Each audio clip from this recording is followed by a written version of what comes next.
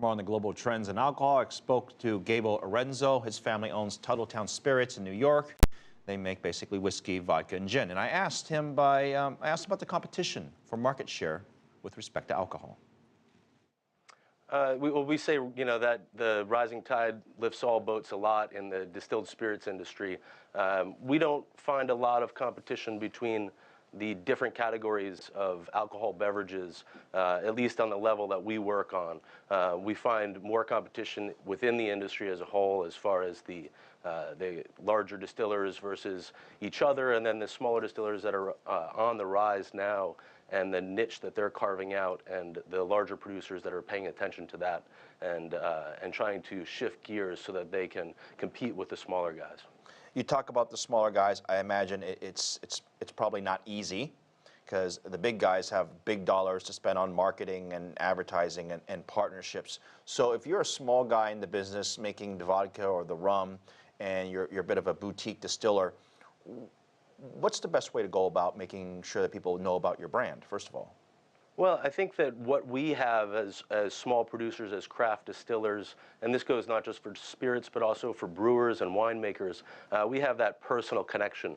And I think that's a really important aspect that the large distillers and producers try to mimic, but it's really hard to capture the essence of the personalities behind the distillers. So I would say, for us, one of the greatest assets we have, and all small distillers and all small producers have, is the ability to get out there face to face with the consumers, tell your story, talk about your production processes, and that's going to help you to get that face recognition and also that brand recognition.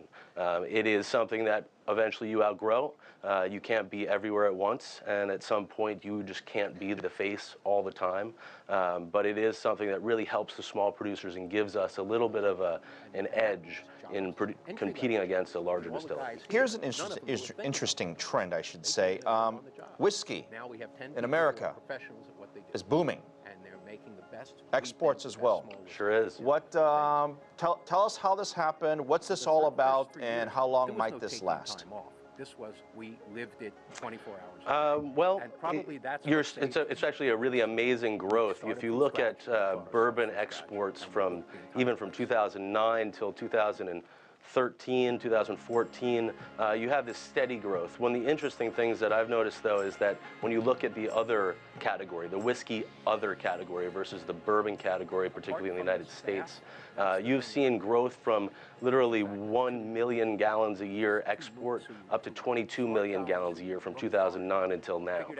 And what is that? You're looking mostly at Tennessee whiskeys, but you're also starting to see whiskey being produced a lot of places other than your Kentucky or your Tennessee traditional areas where whiskey is produced. A lot of the reason why you're seeing the export now and the absorption of the American whiskeys that are being exported, a lot of that has to do with the flavor profile and the difference for American whiskeys versus Scotches or Irish whiskeys or Canadian whiskeys. But also the growth in single malt was exponential for a long time, and a lot of the single malt producers are really struggling to keep up because they didn't see that growth curve coming.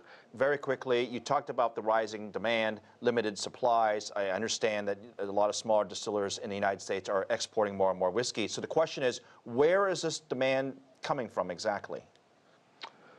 You're seeing that in emerging markets such as India, China, Singapore. We are now distributing our Hudson whiskey line, as well as our gin, our Half Moon gin, and our indigenous vodka to Singapore, China. Not get into India, but there's a huge market for American whiskeys and scotches also in India. But that's a lot of the growth that we're seeing, and a lot of the volumes that are being pulled out of the United States and also pulled out of the Scotch reserves are going to Asia, including India.